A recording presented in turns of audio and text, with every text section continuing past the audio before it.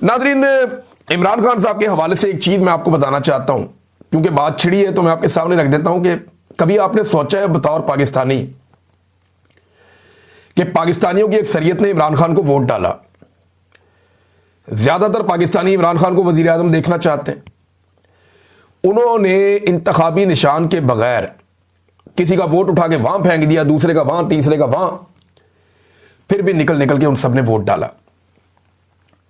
इमरान खान साहब को 2/3 अक्सरियत लोगों ने दिलवाई, लेकिन पूरी अवाम ने जिसके साथ खड़े होकर दिखाया, पाकिस्तान के सरकारी मुलाजमीन की जुर्रत आप चेक करें कि अवाम की मर्जी और मंशा के खिलाफ 2.25 साल हो गए हैं, ना आप उस आदमी को सुन पाते हैं ना देख पाते हैं। ऐसा कभी नहीं हुआ, किसी के साथ नहीं हुआ जो इमरान खान के साथ हो रहा है।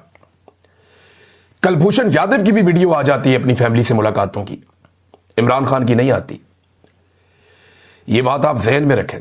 पाकिस्तान की मिलिट्री एस्टेब्लिशमेंट ने यह तय कर दिया और उन्होंने कहा कि वो ये करके दिखाएंगे। पाकिस्तान की अवाम बेशक पूरी इमरान खान के साथ खड़ी, लेकिन चंद सरकारी मुलाजमीन की अब जुर्रत देखें कि 2.25 साल हो गए पाकिस्तान के सबसे बड़े लीडर को ना अवाम को देखने दिया, ना सुनने दिया। ना उसकी वीडियो बाहर आती है, ना उसकी ऑडियो बाहर आती है, और ना वो पब्लिक के सामने लाया जाता है। यह है जिद, इसको कहते हैं जुल्म, इसको कहते हैं जबर और जमहूरियत का कत्ल जो पाकिस्तान में हो रहा है। और पाकिस्तानी अवाम की आप बेबसी देखिए। लेकिन कब तक ये खेल, यानी तारीख याद रखेगी ना, तारीख याद रखेगी, एक एक बच्चा याद रखेगा। आज स्कूलों के बच्चे, कॉलेजेस के बच्चे, वो सारे इमरान खान को फॉलो करते हैं। ये याद रखेंगे कि पाकिस्तान की मिलिट्री एस्टेब्लिशमेंट ने पाकिस्तान के सबसे मकबूल लीडर के साथ क्या किया था। आप 50 साल बाद भी इस दाग को नहीं धो पाएंगे। भुट्टो इमरान खान की निस्बत बहुत कम मकबूल आदमी था। आज तक आप वो जख्म चाट रहे हैं जो भुट्टो आपको दे गया है। सोचें अगर इमरान खान को कुछ हुआ तो तारीख में क्या लिखा जाएगा। लोग सिर्फ ये नहीं कहेंगे कि इस वक्त कौन आर्मी चीफ था और कौन डीजीआई सही था, नहीं, पूरे के पूरे निजाम के ऊपर दाग लगेगा। मिलिट्री एस्टेब्लिशमेंट जख्म चाटती रहेगी लंबे अरसे तक, अवाम माफ नहीं करेंगे। ये मैं आज वार्न कर रहा हूं और ये होगा, और जब जब ये होगा मैं याद दिलाऊंगा, मैंने पहले कहा था, क्योंकि मैंने आपको 3 साल पहले कहा था कि आपको पहली मर्तबा टक्कर के लोग मिले, बाद आ जाओ, ये हरकत ना करना। उससे भी 2 साल पहले मैंने कहा था 2020 में कि इमरान खान आपसे पूछेगा नहीं कि मुझे क्यों निकाला, वो आपको बताएगा कि मुझे क्यों निकाला। वो हैप्पी बर्थडे टू यू नहीं कहेगा, वो आपके गले पड़ जाएगा। ये तजर्बा मत कीजिएगा। 2020 में मैंने कहा था। आज 5 साल हो गए, उस बात को साबित हो रही है ना। तो मेरी बात लिख कर ले लें कि पाकिस्तान की नस्लें आपको माफ नहीं करेगी जो आप पाकिस्तान के साथ कर रहे हैं। यह तारीख लिखी जा रही है, बल्कि लिखी जा चुकी है। पीछे क्या हटना इसमें पाकिस्तान का जो मुआशी तरक्की का मॉडल है वो मुकम्मल तौर पे नाकाम हो गया। और ये मैं नहीं कह रहा, ये आलमी इदारे कह रहे हैं। वर्ल्ड बैंक की रिपोर्ट आई, वो कह रही है गुर्बत में लगातार इजाफा हो रहा है। 8 साल की बदतरीन गुर्बत की सतह इस वक्त पाकिस्तान में मौजूद है।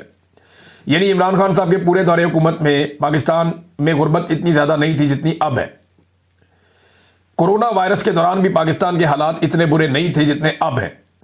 और ये जो माशी तरक्की का मॉडल तबाह हो गया, ये क्या है, इसको जरा आप समझिए। इन्होंने जो मुआशी तरक्की का मॉडल बनाया ना, मौजूदा हुक्मरानों ने, वो अवाम को नचोड़ने का बनाया और अवाम की जेबों पे बोझ डालने का बनाया। जिस तरीके से ये आईपीपीस को लेकर आए, जिस तरीके से एस्टेब्लिशमेंट ने अपनी मर्जी के फैसले किए, जिस तरीके से SIFC बनाई गई, ये जब लोग गरीब होते चले जाते हैं, कमजोर होते चले जाते हैं, तो कोई भी मईशत काम नहीं करती, कोई भी मॉडल काम नहीं करता। तो अब ये मॉडल एक्सपोज हो गया है जो शरीफ खानदान ने, जरदारी खानदान ने या पाकिस्तान की एस्टेब्लिशमेंट ने मिलकर बनाया था। इमरान खान साहब बार बार एक बात करते थे कि ह्यूमन अपलिफ्ट, हमें इंसानों को तरक्की देनी है, हमें इंसानों को ऊपर लेकर आना है, बतौर मुआशरा सारे लोगों को आगे लेकर चलना है। जब कौम उठती है तो पूरा मुल्क उठ जाता है। ये चंद आप अलग अलग पिलर्स को आप उठा लेते हैं तो उससे मुल्क नहीं उठता। ये इमरान खान साहब बार बार कहते थे। जुल्फी बुखारी साहब ने इसको बड़ा अच्छा एक्सप्लेन किया है। वो कहते हैं जी Pakistan hybrid growth model is collapsing. ये जो हाइब्रिड मॉडल है, दोगला निजाम पाकिस्तान में कोलैप्स हो रहा है। जो गुर्बत है वो नेशनल लेवल पे, जो हमारा एक जरा लोअर लेवल हमने रखा हुआ है 25% है पाकिस्तान में, और इंटरनेशनल लेवल पे 45% पाकिस्तानी गुर्बत की लकीर से नीचे है। हमारी 37% यूथ जो है ना तो काम करती है ना तालीम हासिल करती है। बच्चे स्कूलों में जा नहीं पा रहे, माँ बाप उन्हें पढ़ा नहीं पा रहे, और बच्चों की एक बहुत बड़ी तादाद, यानी पाकिस्तान में लगभग आधे बच्चे जो हैं वो इस वक्त ग़िज़ाई किल्लत का शिकार है, वो अंडर ग्रोथ है, यानी वो पूरी तरह से ग्रो नहीं हो पा रहे। बढ़ती हुई महंगाई का पाकिस्तान में, बढ़ती हुई गुर्बत का और कर्जों का, और कर्जे पाकिस्तान किस तरह ले रहा है, जरा ये एक खबर मैं आपके सामने रखूंगा, आप ये देखें, आपको पता चलेगा कि पाकिस्तानियों को कैसे धोखा दिया जा रहा है और कैसे पाकिस्तानियों को ट्रैप किया जा रहा है। मौजूदा हुकूमत ने बैंकों से बहुत बड़े पैमाने पर कर्जे लेने का फैसला किया। अब ये जो कर्जे हैं ये 1275 अरब रुपए के कर्जे हैं, और ये कर्जे ले रहे हैं सिर्फ और सिर्फ जो एनर्जी का सेक्टर है वहां पे जो नुकसान है उसको पूरा करने के लिए। अब ये पैसे वापस कौन करेगा? ये पाकिस्तान की तारीख में पहली मर्तबा होने जा रहा है। जरा गौर से सुनिएगा, पाकिस्तान की हुकूमत पाकिस्तान के साथ करने क्या जा रही है। नॉर्मली क्या होता है, हुकूमत कर्जा लेती है, हुकूमत वापस करती है अवाम से टैक्स लेकर, वो मैनेज करते हैं कि यहां से ये टैक्सेस आएंगे, हम ये कर्जा वापस कर देंगे। लेकिन इन्होंने अवाम को ही गिरवी रख दिया है। वो कैसे, ये देखिए, 1275 अरब रुपए का कर्ज लिया जाएगा निजी बैंकों से, 18 बैंकों से यह कर्जा लिया जाएगा, उनके साथ जो मुआहदा है वो आज के दिन में हो गया, और बैंकों को जो कर्जे की वापसी है वो 24 महीनों के अंदर, 24 छमाही एक साथ में की जाएगी।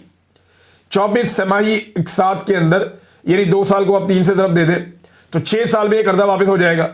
लेकिन इसके साथ इसका बहुत बड़ा सूद भी वापस होगा। तो यह कर्जा वापस कौन करेगा? यह है असल बड़ी खबर, कि जो आपको बिजली का बिल आता है ना, उसके अंदर अब एक स्पेशल सरचार्ज लग कर आएगा।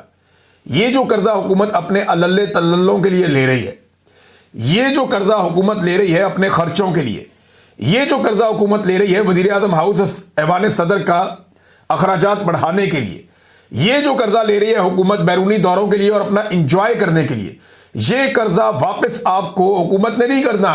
ये आपके बिल के अंदर, बिजली के बिल के अंदर अगले 6 साल तक आपको सरचार्ज लगकर आएगा, और बिजली सार्फिन से सरचार्ज के जरिए यह वसूली की जाएगी और इस तरह यह अदायगी होगी।